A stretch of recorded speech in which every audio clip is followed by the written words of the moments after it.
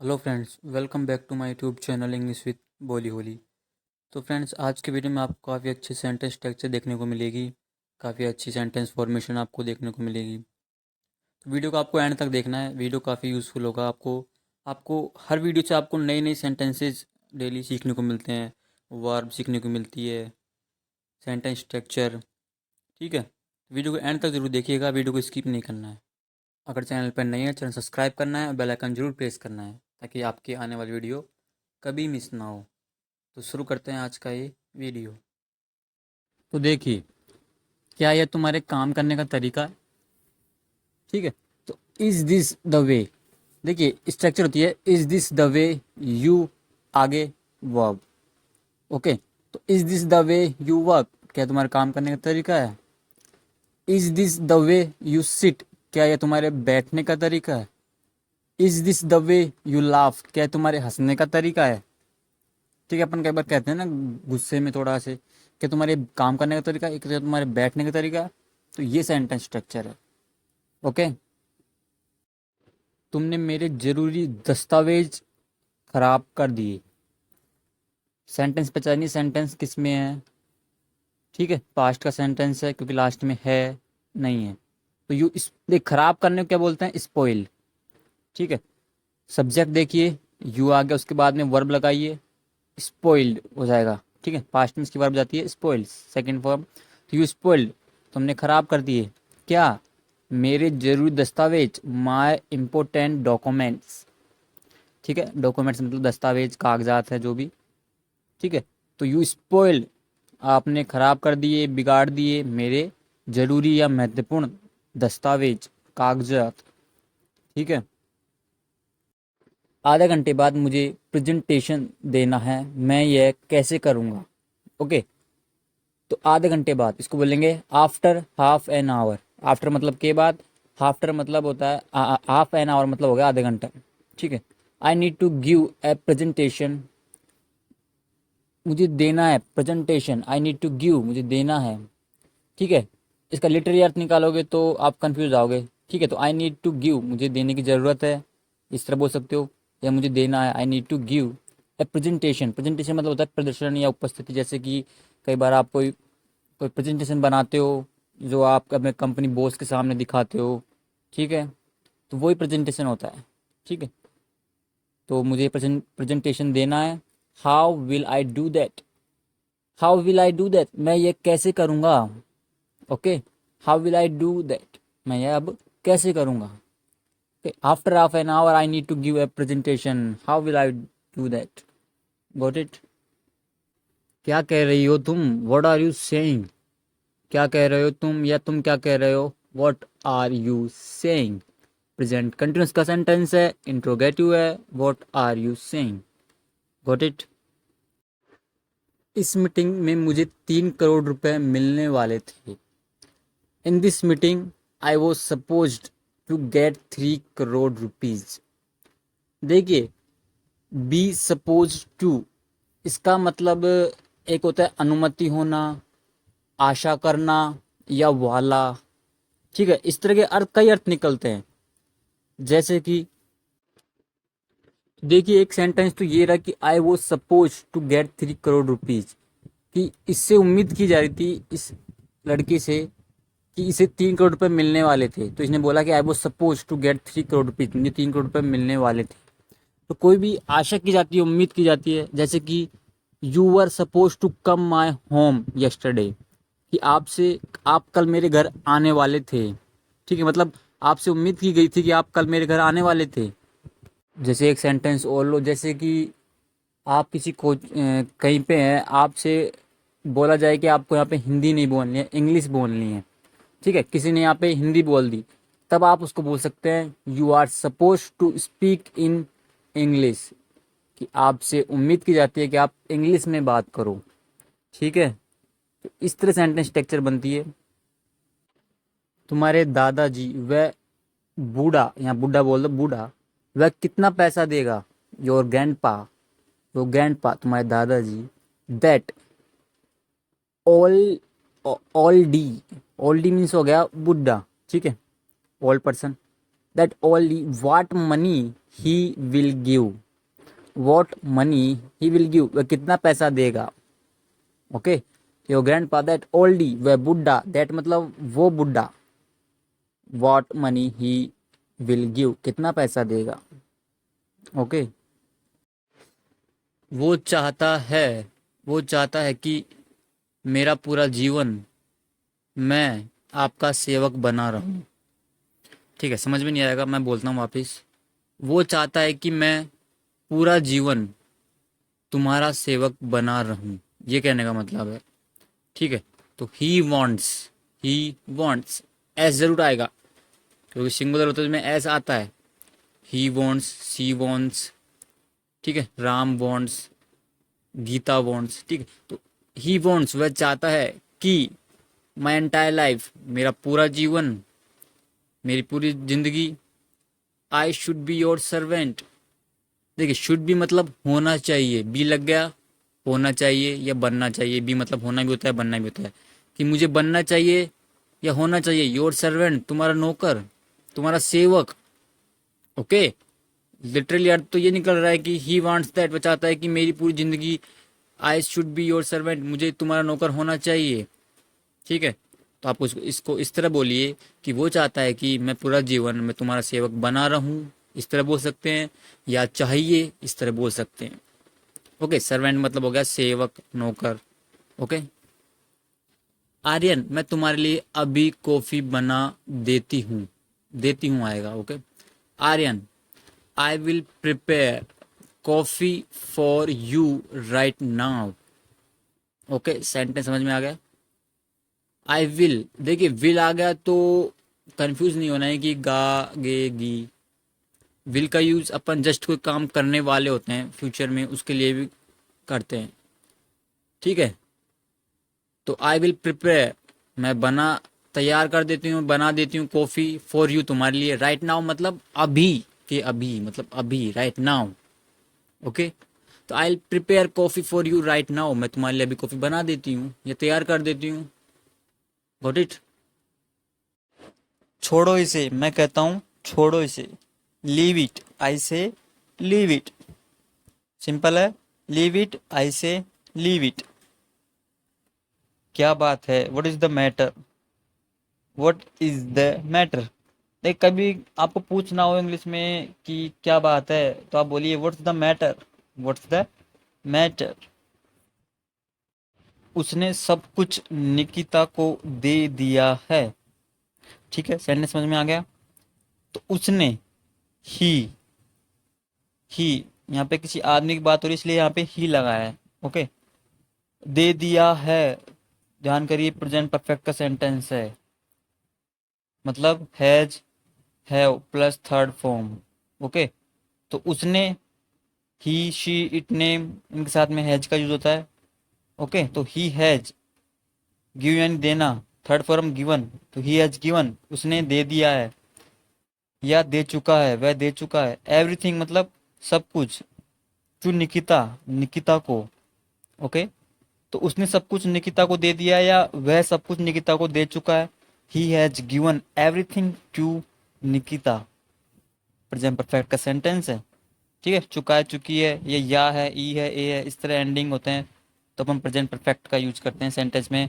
Verb has have plus third form. Okay, subject has have plus third form, ये structure होती है। Okay, क्या तुम निकिता को मारने की सोच रहे हो। Are you thinking of killing Nikita. देखिए, आर यू थिंकिंग मतलब क्या तुम सोच रहे हो। आई एम थिंकिंग, मैं सोच रहा हूँ। आर यू थिंकिंग, क्या तुम सोच रहे हो। थिंक ऑफ, ऑफ के बाद में अगर वर्ब आती है तो एनजी लेकर आती है। ओके, किल का किलिंग हो जाएगा, निकिता। ओके, तो are you thinking of killing Nikita, कि तुम निकिता को मारने की सोच रहे हो।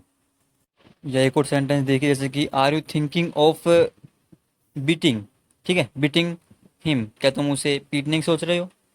ओके, तो वर्ब लगा दीजिए कोई भी किल की जगह, तो कोई भी काम करने की सोच रहे हो तो are you thinking of. Okay, अगर निकिता आत्महत्या करती है, देखिए अगर आ गया मतलब if. Okay, if Nikita suicides, okay, ऐसा आएगा। इफ निकिता सुसाइड्स, यदि निकिता आत्महत्या करती है। और इज मर्डर्ड, देखिए सेंटेंस जोड़िए, इफ निकिता इज मर्डर्ड। देखिए पैसिव वॉइस का सेंटेंस बन गया है, बी प्लस थर्ड फॉर्म, मतलब is are am was were plus third form, इसका मतलब पैसिव वॉइस का सेंटेंस होता है। अगर is are am was were के साथ में थर्ड फॉर्म आती है तो पैसिव सेंटेंस होता है। ओके, तो इफ निकिता इज मर्डर्ड, इसका मतलब हो गया कि कोई भी काम किया जाता है। ठीक है, देखिए पहला सेंटेंस था इफ निकिता सुसाइड, यदि निकिता खुद आत्महत्या करती है। सेकंड सेंटेंस है if Nikita is murdered, Nikita को मारा जाता है या उसकी हत्या की जाती है, कोई भी काम किया जाता है। जैसे कि यू आर बिटन, तुम्हें पीटा जाता है।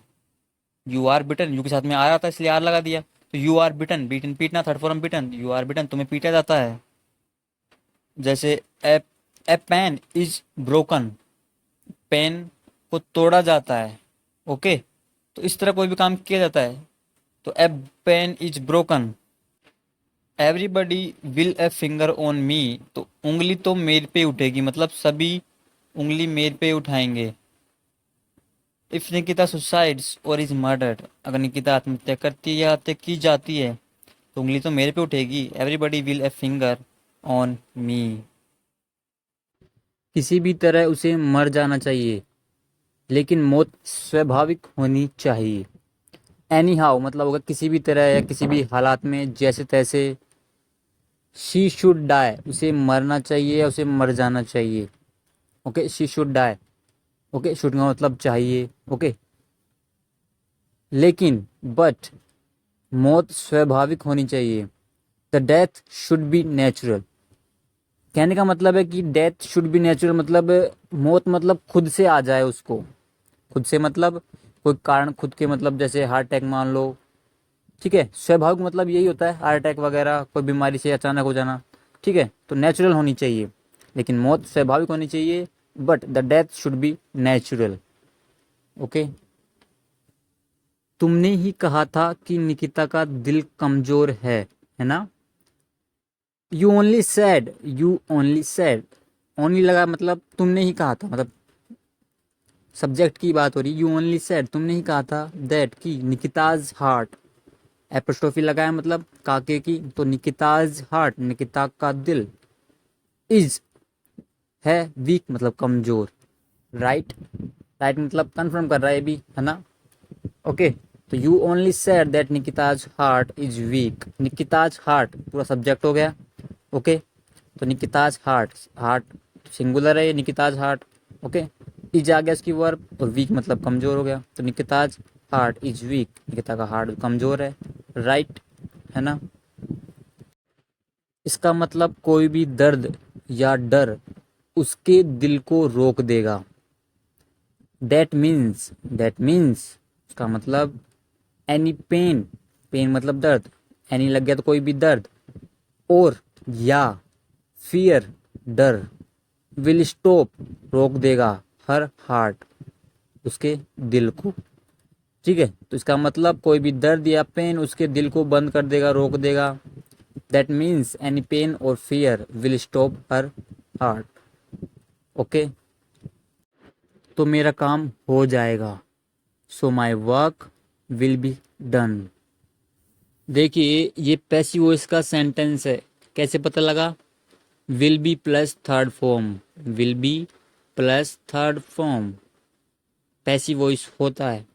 ओके, एक तो मैंने आपको बताया था is am are was were plus third form passive voice. एक होता है फ्यूचर का होता है will be plus third form passive voice. अगर आप मॉडल्स की बात करते हो तो models plus model plus be plus third form. Okay, तो ये पैसिव वॉइस के होते हैं। तो your work my work will be done, मेरा काम हो जाएगा। कई बार आप बोलते हैं ना कि यार तेरा काम हो जाएगा, तो आप इंग्लिश में बोलिए your work will be done, मतलब तुम्हारा काम हो जाएगा। तो इसका लिटरली अर्थ निकालोगे, your work will be done मतलब तुम्हारा काम कर दिया जाएगा। ठीक है, कहने का मतलब है तुम्हारा काम हो जाएगा, मतलब किसी के द्वारा ही तो होएगा, खुद तो होएगा नहीं। तो कहने का मतलब यही होता है, पैसिव वॉइस में किसी के द्वारा कोई काम किया जाता है। तो your work will be done तुम्हारा काम हो जाएगा। ठीक है, किसके द्वारा होगा तो आगे बाय लगाकर उसका नाम लिख दीजिए। जैसे कि your work will be done by me, तुम्हारा काम मेरे द्वारा हो जाएगा। ओके। लेकिन मुझे कुछ समझ नहीं आया, but I didn't understand anything. देखिए पास्ट का सेंटेंस है, समझ अंडरस्टैंड मतलब समझ आना, और आई डिडेंट लगा है, डिडेंट आ गया तो जो वर्ब आएगी वो फर्स्ट फॉर्म आएगी।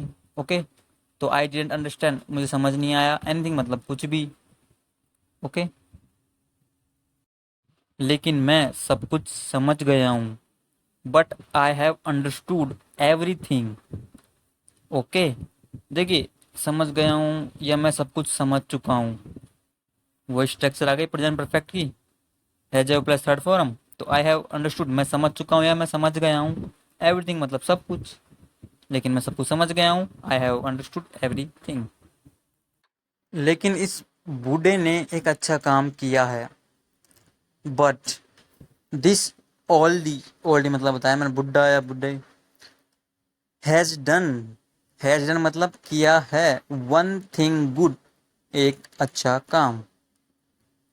ओके, तो देखिए यहाँ पे हैज क्यों आया, हैव क्यों नहीं आया, क्योंकि ओल्डी एक सिंगुलर है, एक बुढ़ी की बात हो रही है, एक आदमी की बात हो रही है, इसलिए हैज आया। ओके, अगर बहुत सारे होते तो हैव आता। ओके, तो इस बुड्ढे ने अच्छा काम किया है, but this Oldi has done one thing good. Got it. अगर मुझे फिर से दिल का दौरा आ गया तो, what if, what if I get the heart attack again then. देखिए वॉट इफ का मतलब ये लगाते हैं ना शुरू में, जब इसका मतलब होता है क्या होगा अगर ऐसा हो गया तो।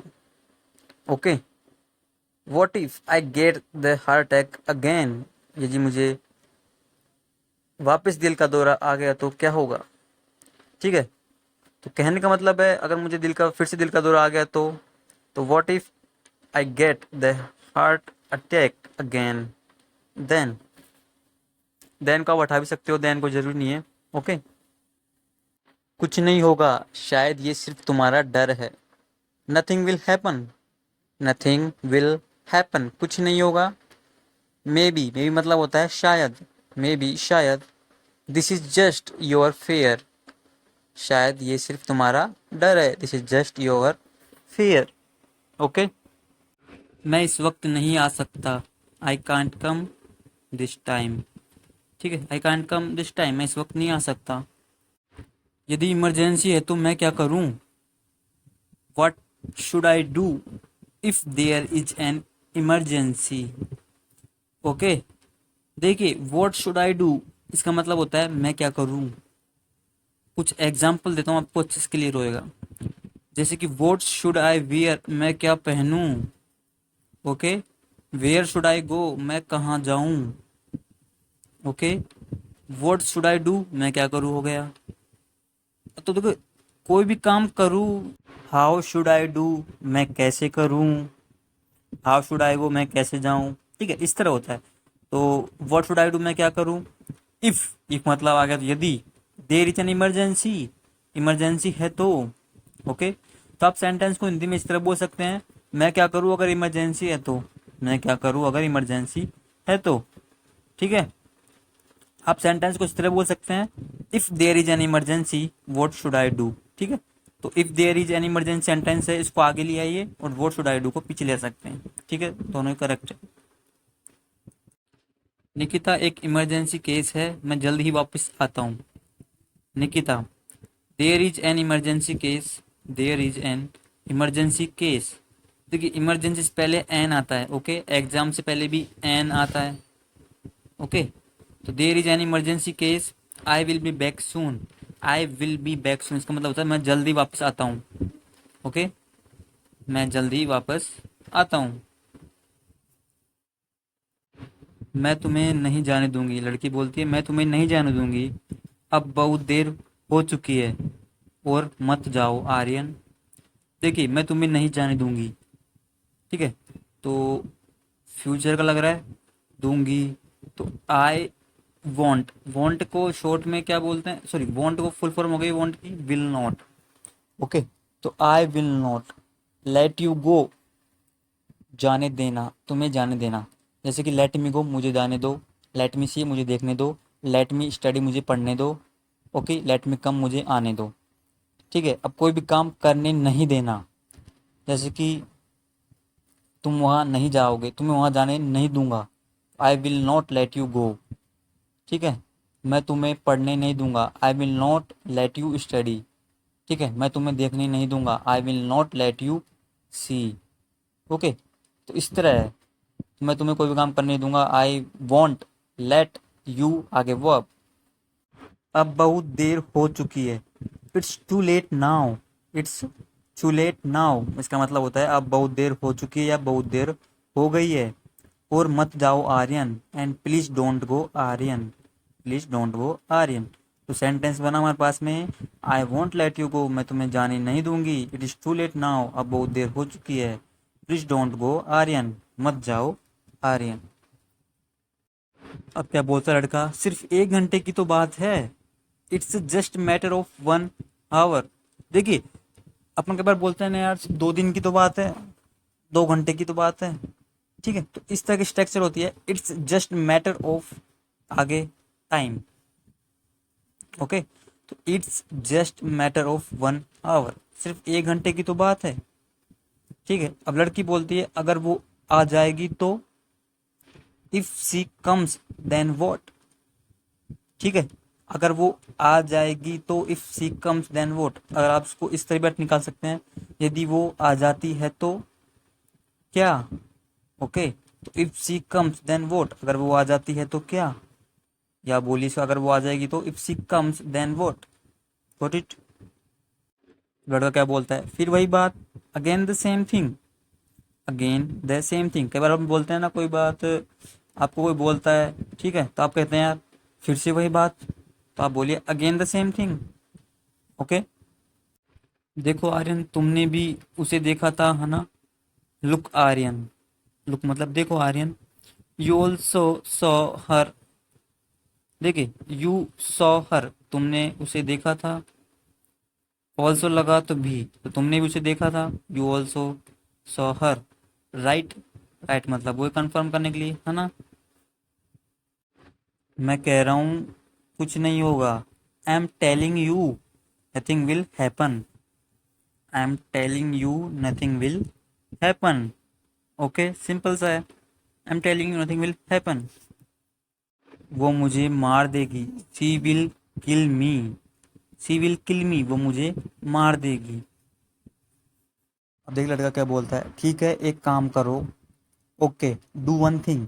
डू वन थिंग मतलब होता है एक काम करो, तुम अंदर से दरवाज़ा बंद कर लो। Lock the door from inside. Lock the door from inside, तुम अंदर से दरवाज़ा बंद कर लो। ओके, जब मैं वापस आऊँ, व्हेन आई एम बैक, जब मैं वापस आता हूँ या वापस आऊँ, तुम दरवाज़ा खोल सकती हो। You can open the door. You can open the door. Okay, तो आई एम बैक, मैं वापस आ गया। ठीक है, ऐसा अर्थ होता है। तो जब लगा जब मैं वापस आऊँ, तो व्हेन आई एम बैक, जब मैं वापस आऊँ तो तुम दरवाज़ा खोल सकती हो। You can open the door. Okay, तो फ्रेंड्स आज की वीडियो में ये सेंटेंस थे, और मुझे उम्मीद है आपको सेंटेंस स्ट्रक्चर समझ में आ गए होगा, आपको सेंटेंसेस यूज़फुल लगे होंगे। डेली यूज़ में यूज़ करिए इनका। ओके, चैनल पर नए हैं सब्सक्राइब करिए, बेल आइकन जरूर प्रेस करिए। वीडियो आपको यूज़फुल लगा तो इसको शेयर ज़रूर करिए। Okay, and thanks for watching.